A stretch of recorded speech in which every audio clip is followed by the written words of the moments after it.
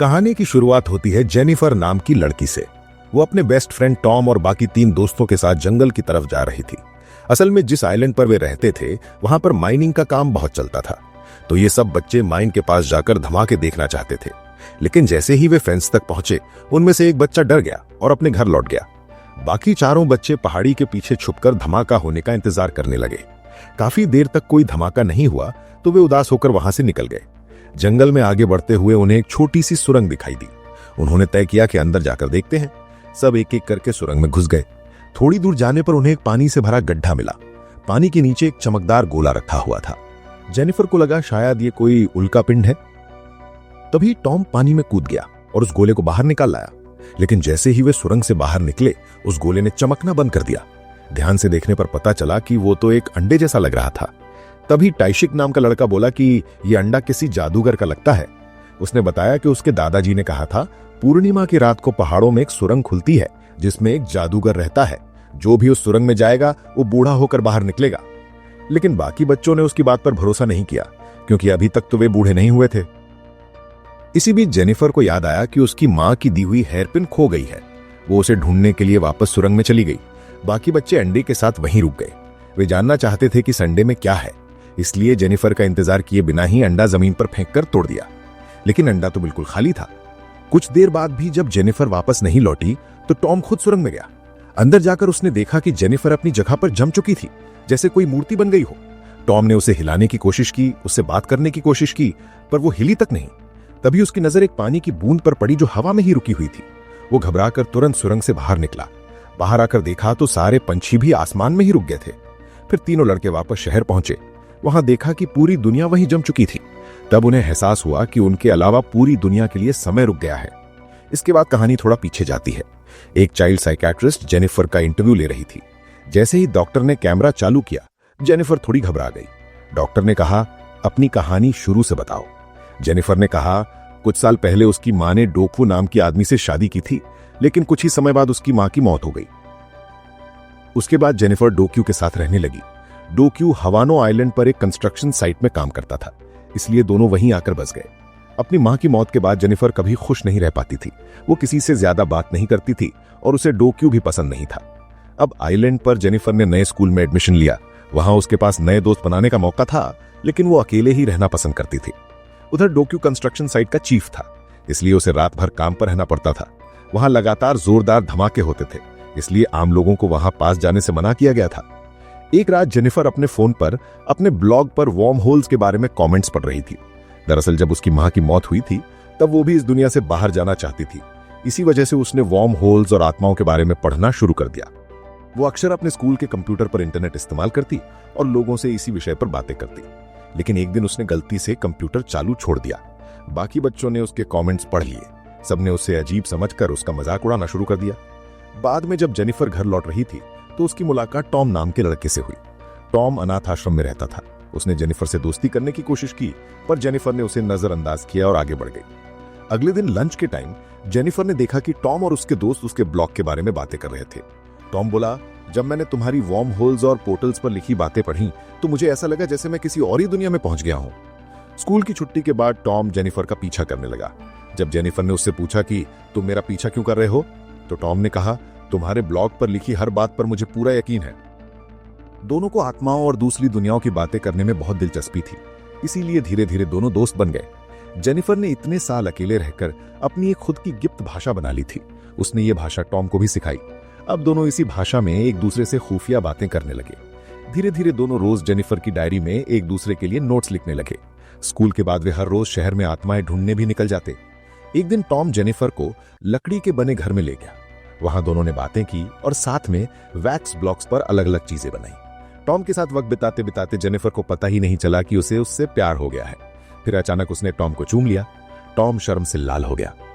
एक दिन Jennifer, Tom और उसके दोस्तों के साथ फिर जंगल पहुंची। यही वो सीन है जो हमने कहानी की शुरुआत में देखा था। जब जेनिफर अपनी हेयरपिन लेने के लिए सुरंग में गई तो उसने देखा कि वो चमकदार अंडा फिर से पानी में चला गया है। वो घबराकर सुरंग से बाहर आई, लेकिन उसके दोस्त वहां थे ही नहीं और अंडा भी टूटा हुआ पड़ा था। जेनिफर ने जंगल में उन्हें ढूंढने की कोशिश की, लेकिन रात हो गई और वो रास्ता भटक गई। अगले दिन बच्चों को ढूंढने के लिए पुलिस फोर्स जंगल में पहुंची। इस केस का हेड डिटेक्टिव आहान था। पुलिस को जंगल में जेनिफर बेहोश मिली। खुशकिस्मती से वो जिंदा थी तो उसे तुरंत हॉस्पिटल ले जाया गया। कुछ देर बाद डिटेक्टिव ने उससे पूछा, बाकी बच्चे कहाँ हैं? जेनिफर ने सुरंग और चमकते अंडे वाली सारी बात बता दी, लेकिन डिटेक्टिव और बाकी पुलिस वालों ने उसकी कहानी पर विश्वास नहीं किया। जेनिफर उन्हें सुरंग दिखाने जंगल ले गई, पर अब वो सुरंग गायब हो चुकी थी। इसी बीच खबर आई कि तीनों लड़कों में से एक बुक की लाश शहर से 20 किलोमीटर दूर एक बीच पर मिली है। वो जमीन में दफन था। पोस्टमार्टम से पता चला कि उसकी मौत अस्थमा अटैक से हुई, लेकिन किसी ने उसे जमीन में दफनाया था। मतलब बाकी बच्चों को किसी ने अगवा कर लिया है। कई हफ्ते बीत गए, बाकी बच्चों का कोई सुराग नहीं मिला। टॉम के गायब होने के बाद जेनिफर फिर से अकेले रहने लगी। वो बहुत उलझन में थी क्योंकि सच बोलने पर भी कोई उस पर यकीन नहीं कर रहा था। एक दिन अचानक उसके घर के बाहर शोर सुनाई दिया। वो बाहर निकली तो देखा कि एक आदमी जंगल की तरफ भाग रहा था। जेनिफर भी उसके पीछे दौड़ पड़ी। घने जंगल में जाते जाते जेनिफर गिर गई। वो आदमी रुक गया और धीरे धीरे उसके पास आया। उसने जेनिफर को गौर से देखते हुए कहा, मैं टॉम हूं। ये सुनकर जेनिफर दंग रह गई। वो रोते हुए भाग निकली और सीधा डोक्यू की गाड़ी के सामने आ गई। जेनिफर ने डोक्यू को जंगल वाले आदमी के बारे में बताया। जल्द ही पुलिस को भी खबर दे दी गई। पुलिस फोर्स जंगल में उस आदमी को ढूंढने लगी। उन्हें शक था कि यही आदमी तीनों बच्चों का किडनैपर है। डिटेक्टिव आहान ने जेनिफर से उस आदमी के बारे में पूछा तो उसने बताया, वो कह रहा था कि वो टॉम है। वहीं दूसरी ओर पुलिस वालों को जंगल में वो आदमी तो नहीं मिला, लेकिन उन्हें जेनिफर की डायरी मिल गई। डायरी में जेनिफर और टॉम के बीच लिखे हुए नोट्स थे। जब जेनिफर ने डायरी खोली तो वो हैरान रह गई। डायरी में टॉम ने उनकी गुप्त भाषा में लिखा था कि जेनिफर के सुरंग में जाने के बाद क्या क्या हुआ। डायरी के मुताबिक जब अंडा टूटा और समय पूरी दुनिया के लिए रुक गया तो बाकी तीनों लड़के बहुत खुश हुए। अब वो जो चाहे कर सकते थे। शुरुआत में उन्होंने खूब मौज मस्ती की, जब चाहा खाया, जब चाहा सोए और अलग अलग जगह घूमते रहे। लेकिन करीब 1 महीने बाद वे बोर हो गए तो उन्होंने सोचा, क्यों ना इस आइलैंड से बाहर निकलकर दुनिया घूमी जाए। वो देखना चाहते थे कि क्या सच में पूरी धरती पर सब कुछ रुक चुका है। लेकिन उन्हें जल्द ही समझ आया कि समुद्र का पानी भी रुक चुका है। इसका मतलब था कि अगर वे नाव लेकर निकलेंगे तो नाव डूब जाएगी, तैरेगी नहीं। असलियत में डायरी पढ़ते हुए जेनिफर को समझ आया कि जंगल में मिला आदमी सचमुच में टॉम ही था। उसने डायरी तुरंत बंद कर दी। वो नहीं चाहती थी कि पुलिस उसे पकड़ ले। अगर पुलिस ने उसे ढूंढ लिया तो वे जरूर उसे किडनैपर समझकर जेल में डाल देंगे। इसलिए जेनिफर ने झूठ बोल दिया, मैंने जंगल में किसी को नहीं देखा, मुझे शायद वहम हुआ होगा। पुलिस ने उसकी बात मान ली। इसके बाद जेनिफर फिर से डायरी पढ़ने लगी। कुछ महीने बाद तीनों लड़के मॉल के एक टेंट में रहने लगे। लेकिन वुक की तबीयत बिगड़ती जा रही थी क्योंकि उसे एस्थमा था और उसका इनहेलर अब काम नहीं कर रहा था। एक रात उसका दम घुट गया और वो अपने दोस्तों के सामने ही मर गया।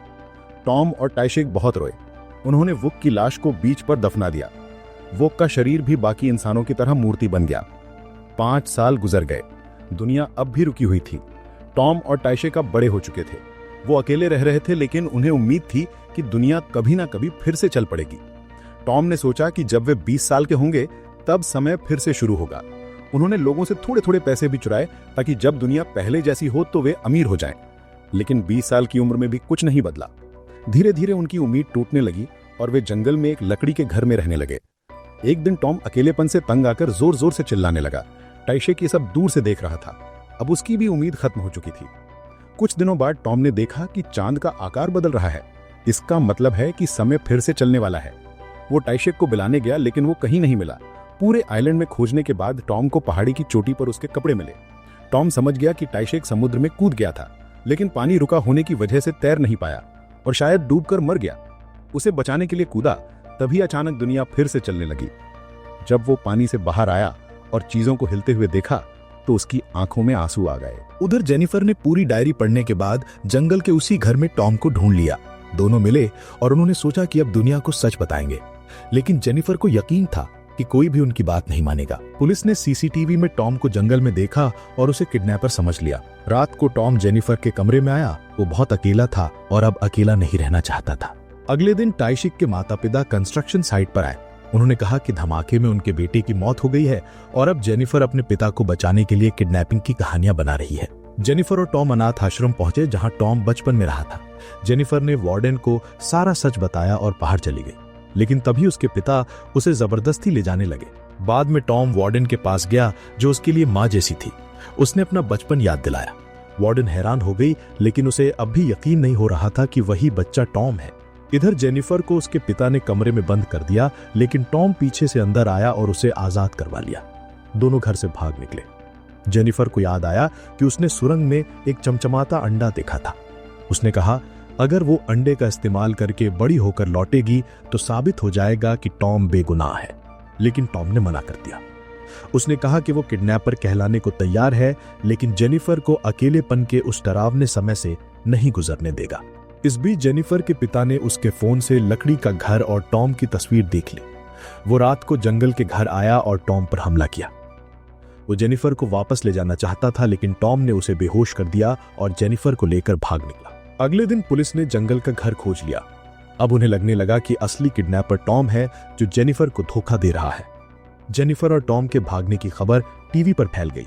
पुलिस उनका पीछा करने लगी। आखिरकार जेनिफर ने टॉम को बचाने के लिए खुद को पुलिस के हवाले कर दिया। जाने से पहले उसने टॉम से कहा कि सुरंग पर मिलना। डिटेक्टिव आहान ने जेनिफर को समझाया कि किडनैपर झूठ बोल रहा है, लेकिन जेनिफर ने उस पर यकीन नहीं किया। उसने बाथरूम का बहाना बनाकर पुलिस को धोखा दिया और जंगल की ओर भाग गई। वो सुरंग तक पहुंची और चमचमाता अंडा बाहर निकालकर टॉम के हाथ में रख दिया। अब टॉम ने अंडा लौटाने से मना कर दिया, क्योंकि वो नहीं चाहता था कि जेनिफर इसका इस्तेमाल करे। असल में वो खुद को पुलिस के हवाले करने और अपने दोस्तों के कत्ल का इल्जाम अपने ऊपर लेने का फैसला कर चुका था। अचानक वो जंगल की ओर भागा। जेनिफर भी उसके पीछे दौड़ी। इसी समय पुलिस आ गई और उन्होंने दोनों को चारों ओर से घेर लिया। अब वे एक पहाड़ी की चोटी पर खड़े थे। तभी एक पुलिस ऑफिसर ने टॉम को पकड़ लिया, लेकिन इसी चक्कर में जेनिफर पहाड़ी से नीचे गिर गई। डिटेक्टिव ने उसे बचाने की कोशिश की, लेकिन वो भी उसके साथ लटक गया। टॉम मदद के लिए दौड़ा, लेकिन इससे पहले कि वो जेनिफर का हाथ पकड़ पाता, दोनों नीचे गिरने लगे। उसी पल टॉम ने वो जादुई अंडा तोड़ दिया ताकि समय वहीं रुक जाए और जेनिफर की जान बच जाए। कुछ देर बाद जेनिफर की आंखें खुली। उसने खुद को डिटेक्टिव के साथ बीच पर पाया। तभी उसे एहसास हुआ कि टॉम ने अपनी जान कुर्बान कर दी थी। जेनिफर के लिए तो बस कुछ पल ही बीते थे, लेकिन टॉम के लिए पूरे 10 साल गुजर चुके थे। आखिरकार जेनिफर को घर वापस ले जाया गया। डिनर पर उसने अपने किए के लिए पिता से माफी मांगी और पहली बार उन्हें डैड कहकर पुकारा। बाद में डिटेक्टिव आहान ने उससे पूछा कि पहाड़ी से गिरने के बाद वो जिंदा कैसे बची। जेनिफर ने कोई जवाब नहीं दिया, लेकिन डिटेक्टिव समझ गया कि वो शुरुआत से सच बोल रही थी। फिर भी उसने कहा कि जेनिफर को मीडिया के सामने झूठ बोलना होगा कि किडनैपर ने उसे बहला फुसलाया था, क्योंकि लोग किडनैपर के साथ साथ जेनिफर पर भी बच्चों की मौत का इल्जाम लगा रहे थे। झूठी गवाही देकर ही वो इन इल्जामों से बच सकती थी। यहीं पर जेनिफर की कहानी खत्म हुई। इतनी अद्भुत कहानी सुनकर साइकियाट्रिस्ट हैरान हो गई और बोली कि वो इस पर किताब लिखना चाहती है। कुछ महीनों बाद जेनिफर हाई स्कूल के लिए दूसरे शहर जा रही थी। जाने से पहले उसने साइकियाट्रिस्ट से मुलाकात की। वहां उसे उसकी लिखी हुई किताब दिखाई गई। बाद में जब जेनिफर बोट की ओर जा रही थी तो उसने गाड़ी की खिड़की से अचानक टॉम को देखा। वो उससे मिलने दौड़ी, लेकिन वहां कोई नहीं था। फिर बोट के डेक पर टॉम सच में मिला। दोनों ने एक दूसरे को देखा। जेनिफर को एहसास हुआ कि टॉम 10 साल और बड़ा हो चुका है। उसने मन ही मन अपनी जान बचाने के लिए टॉम का शुक्रिया अदा किया। तो दोस्तों, ये थी आज की कहानी। अगर आपको वीडियो पसंद आया हो तो प्लीज लाइक और शेयर जरूर करें, और हाँ, चैनल को सब्सक्राइब करना मत भूलना, ताकि आने वाले सभी नए वीडियो आप तक सबसे पहले पहुंचे। नीचे कमेंट करके बताना कि आपको आज का वीडियो कैसा लगा और अगली बार आप कौन सी मूवी या स्टोरी देखना चाहते हो। मिलते हैं अगले वीडियो में। तब तक के लिए take care and stay safe.